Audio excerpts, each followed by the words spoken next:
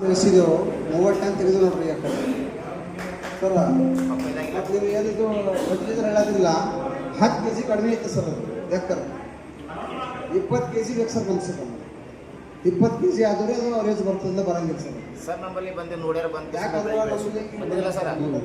Pandava sir ನೋಡ್ಯಾರ. ಯಾಕಂದ್ರೆ 22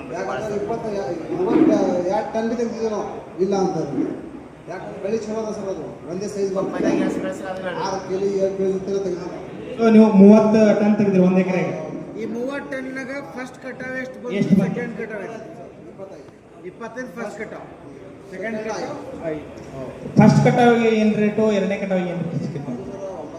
9 ರೂಪಾಯಿ ನಡೆದಿರ್ತಾವ. Okay, ಎರಡನೇ ಕಟಾವಿಗೆ ಅಷ್ಟ ಕೊಟ್ಟರು ಸಾಕು.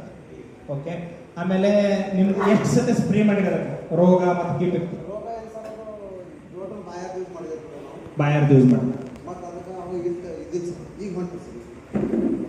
ಸ್ಟಾರ್ಟಿಂಗ್ ಇದ್ದಿದ್ದು